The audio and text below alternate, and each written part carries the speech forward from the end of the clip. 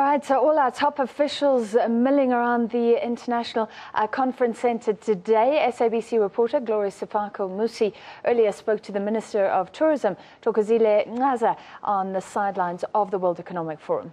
And she began by asking her what role the tourism sector will play towards economic growth that's inclusive and supportive of small and medium enterprises.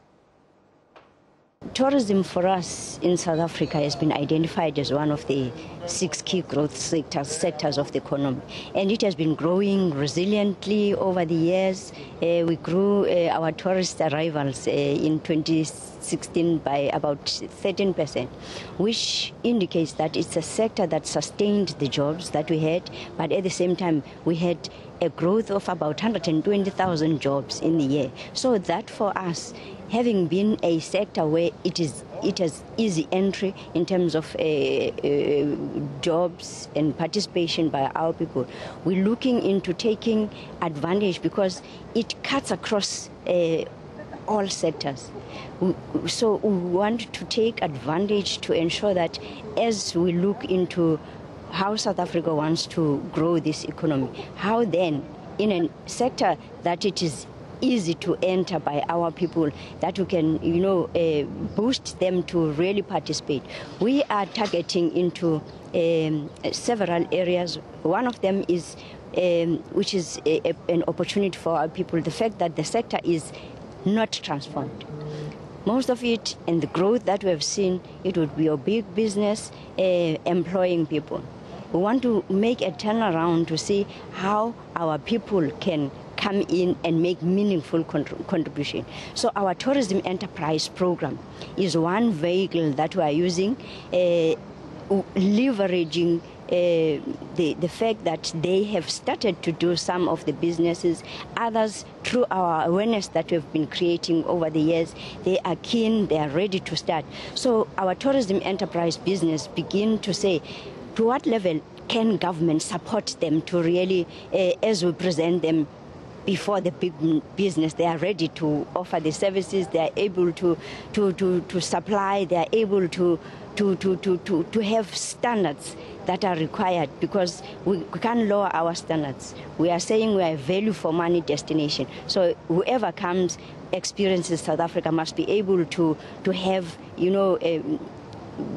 with the money that they have paid, they really feel good. So now that tourism enterprise program is looking across the value chain. We're looking into a targeted approach. We're looking into ensuring that in each of the areas where there is growth and potential, for instance, we have one target to target your Vilakazi street.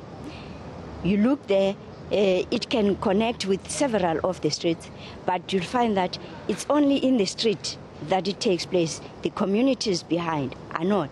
So we're looking into developing a precinct in terms of it, so that you can identify other businesses that can be groomed, so that we talk township economy, we talk money circulating, and then that money and those small businesses would be able to supply the volumes that would be required should they have to supply in terms of the bigger industries. How easy is it for smaller players, especially those in the townships, in the rural areas, to actually play a meaningful role in the sector?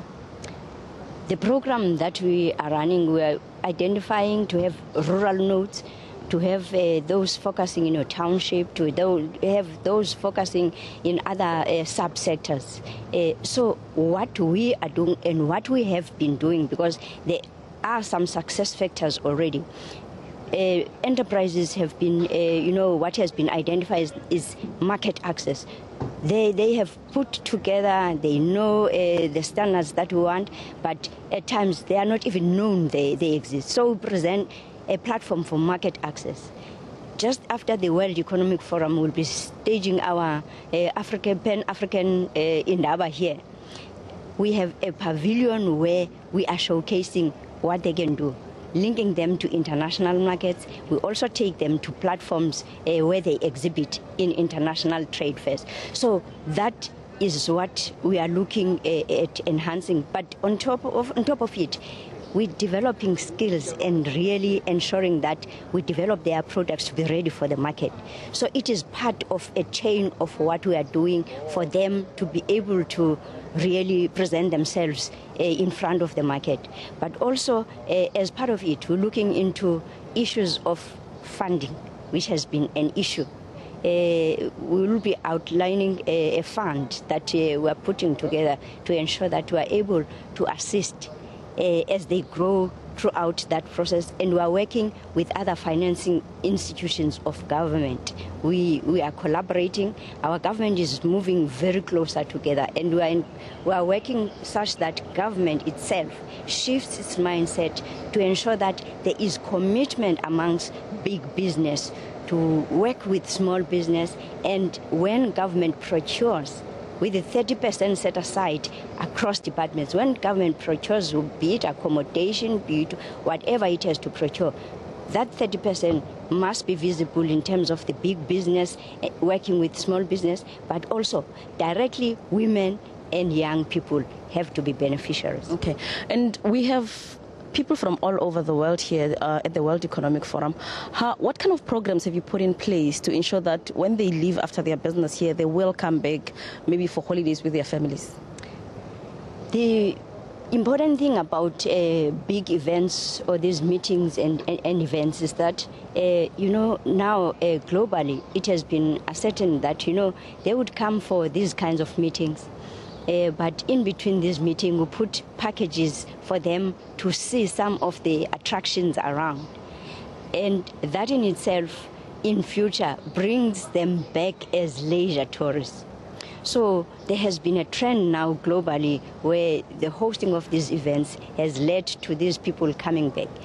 Even in terms of our approach as the National Department of Tourism, we are investing much more on business events. We have our Conventions Bureau that coordinates bidding by all the venues that we have in the country and identifying, picking some of events and association meetings so that we can bring them to South Africa. At the moment, we are rating as #1 in Africa and the Middle East venue for destination for those international events. In the last year, only 2016, we hosted about 80,000 participants just in 1 year.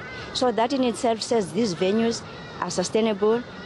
There are jobs that get created.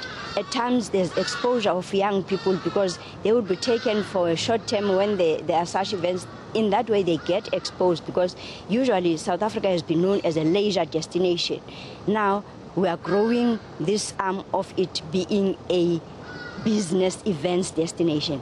But coupled with it, which is your earlier question to say, how then do they see or know whatever else? We're developing much more of a culture and heritage as a third arm to add onto the nature that we have been selling into the world. So coupled within those business events, we take them to see just few of them, we are able to talk to them. So it creates a platform to market more of South African products and make it easier for our people because when they get to these attractions, they're able to buy from our small businesses, which is what we are lining up and ensuring that even in future, when we have these events, we must have activations around those venues so that even a civil society, even just a small business, are able to line themselves up even beforehand. And we are able to support them and assist them in their products to be ready to also benefit out of these major events.